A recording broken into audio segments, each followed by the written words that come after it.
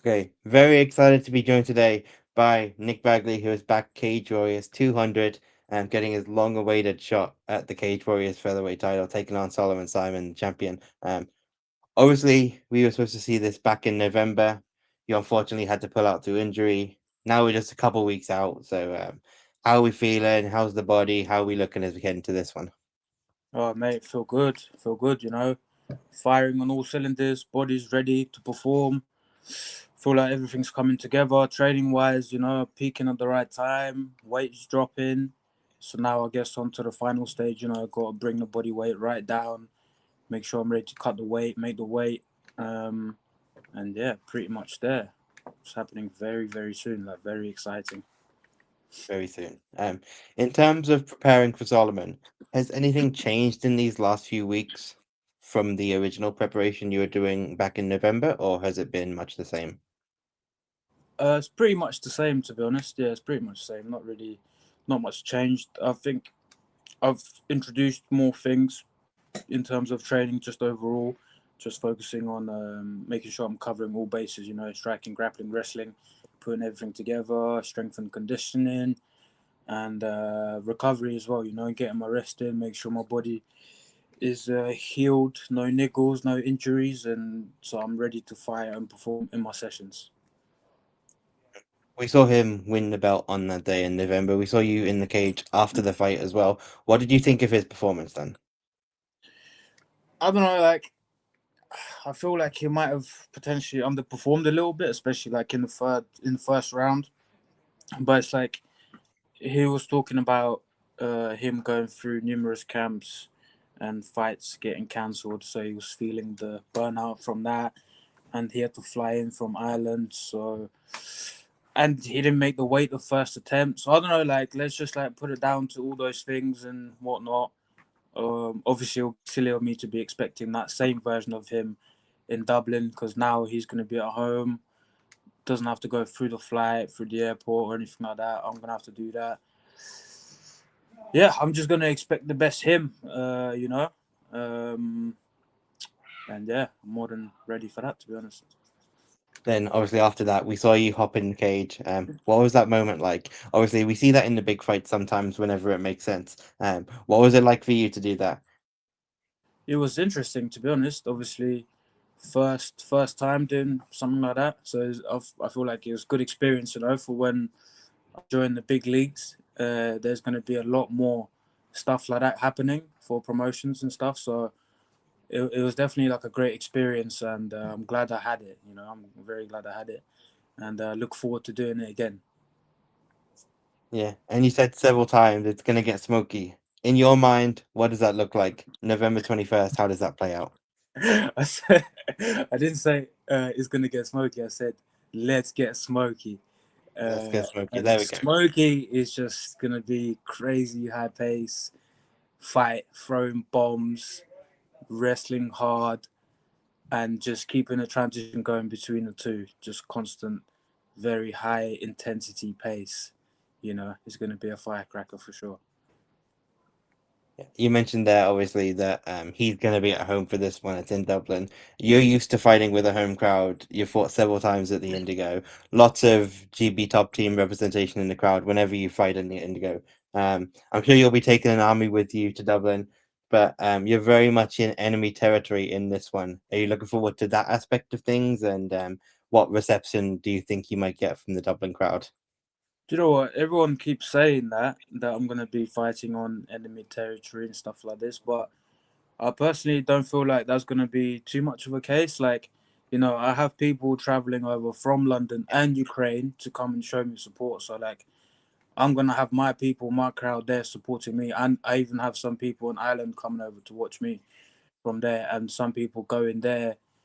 Is, I'm sure a lot of Irish guys and girls and just folk in general, they're gonna be supporting me in the crowd as well. So it's like I'm not reading into that too much. I know I'm gonna have people, my people there supporting me, and that's all I need, to be honest. Like I'm not gonna be focused. There's always gonna be people supporting, obviously the other side, the opponent's side.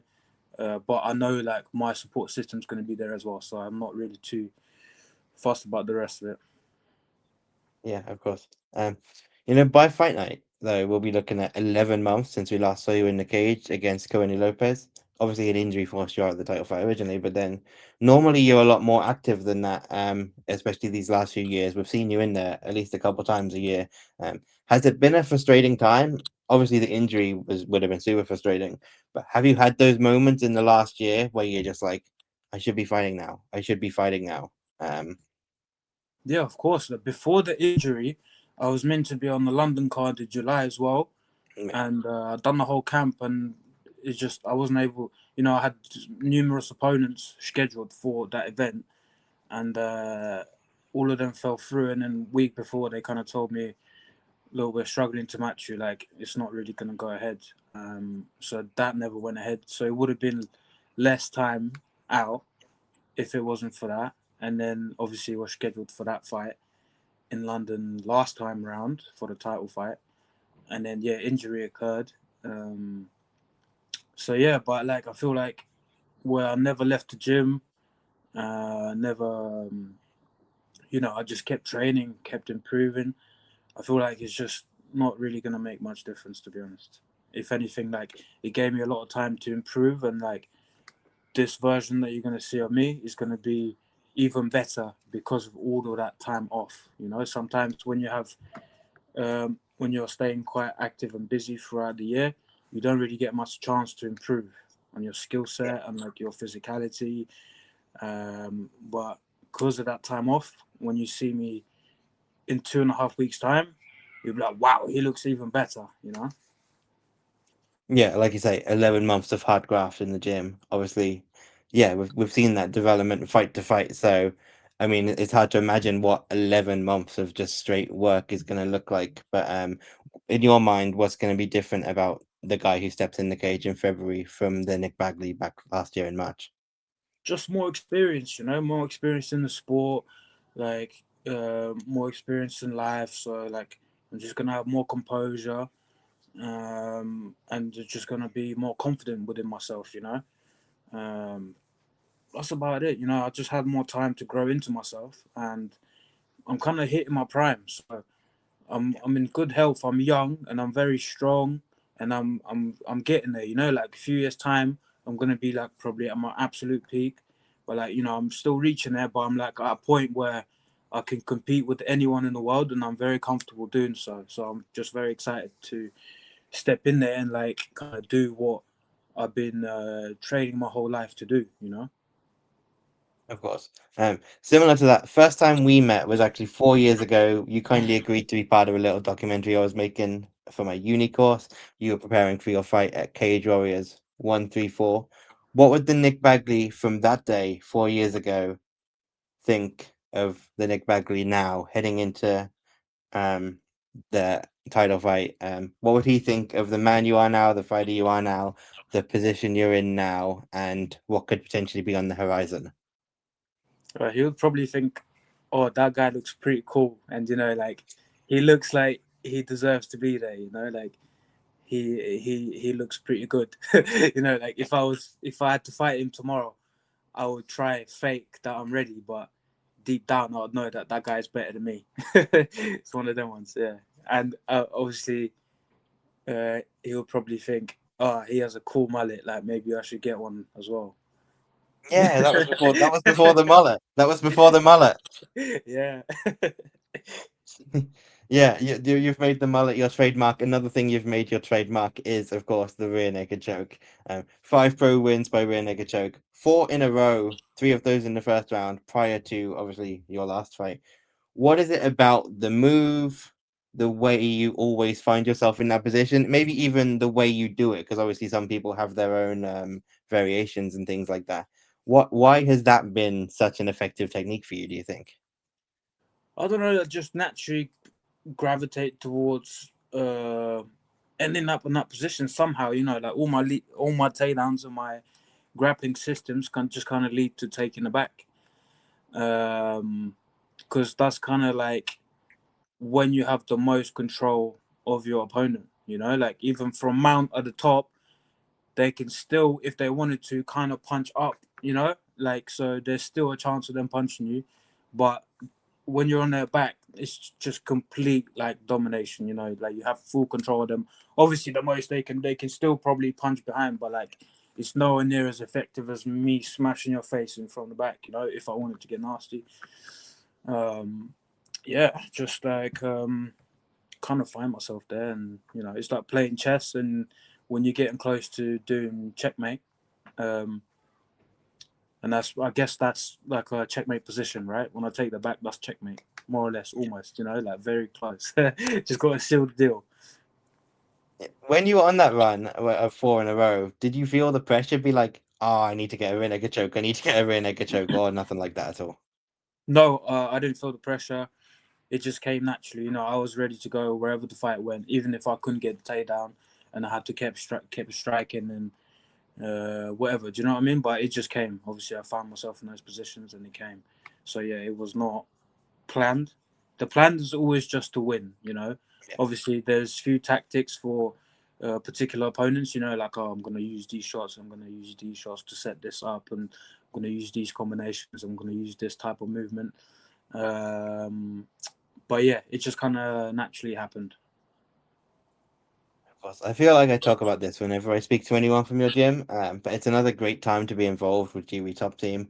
Obviously, your title fight, but we've got Alfie coming off the tournament win. He's got his title fight this weekend. Nathaniel's obviously got a big fight at the O2 coming up. Chanel is making her UFC debut on that card. What do you say about Lonnie Kavanagh, as we found out yesterday? Main event, Brandon Moreno, Mexico City on short notice. Huge opportunity. What are the vibes like at the gym at the moment with so many people preparing for big moments in their careers? Mate, it is crazy. You know, like even today, we've just finished sparring. You know, I've done five fives, and all of these guys that you just mentioned, all of them were in today, and we're all just doing our rounds. You know, all sparring, all getting ready for big fights.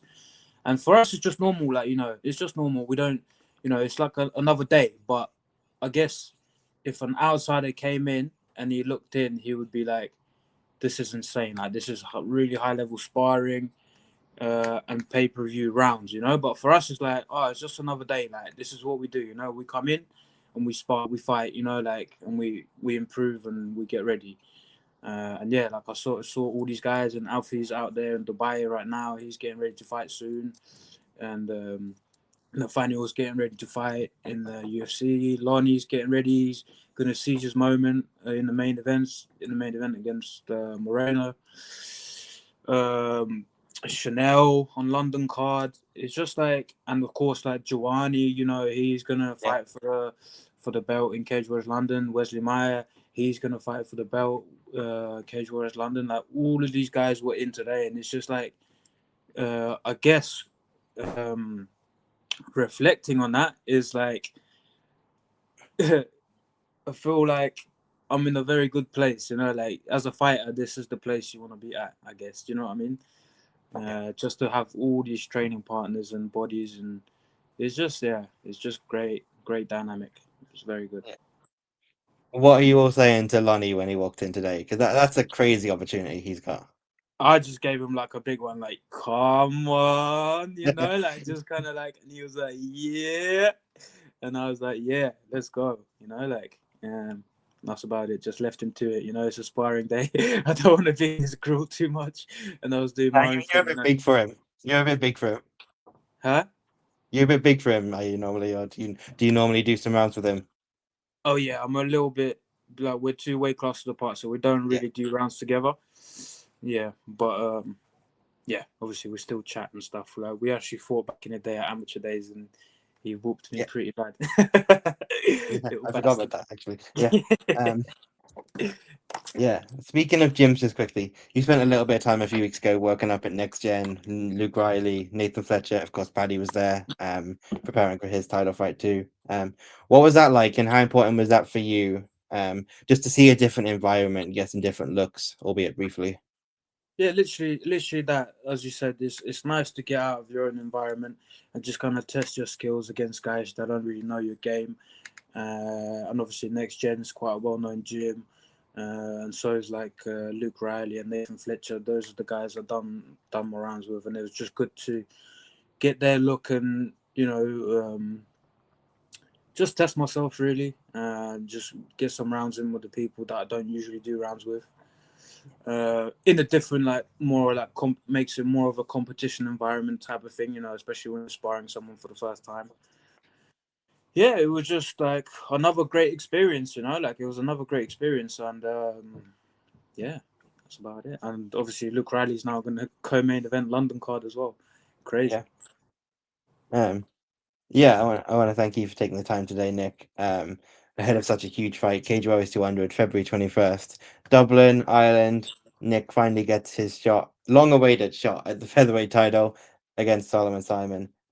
Nick, I want you to look down this camera here. It's not really needed. This is the best fight Cage Warriors can put on. It's the biggest fight. That's why it's on Cage Warriors 200. But look down this camera. Give everyone at home the hard sell. What can they expect from yourself November 21st? Guys, hard sell is you could just expect me to come out, look great, chiseled, ripped, just looking crazy, pumped up with my mullet, and just like put on a great performance. Just come out swinging and trying to land these babies on my opponent. And just grab him and just do my thing. Do you know what I mean? And it's going to be a really high intensity, high paced fight. So yeah, that's about it, to be honest. There's not much more to it. Hands are going to be flying, kicks are going to be flying. There's going to be wrestling. It's going to be high pace.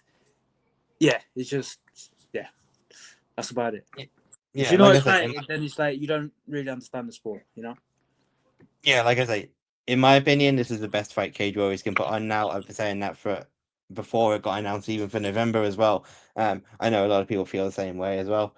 Yeah, thanks for taking the time today, Nick. Best of luck. Very excited to watch.